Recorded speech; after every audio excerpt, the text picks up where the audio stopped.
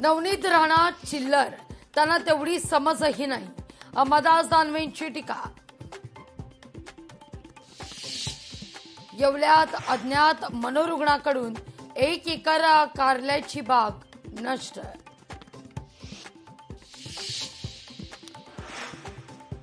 उमरजमध्ये मध्यरात्री अंधाधुंद गोळीबार, 1 गंभीर जखमी.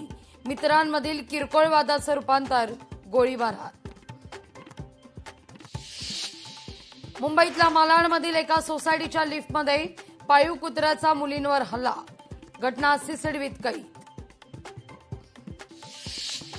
मराठवाड्यातील 44 धरणातील जलसाठ्यात 26% घट. दमदार पावसाअभावी पाणीपातीत घट.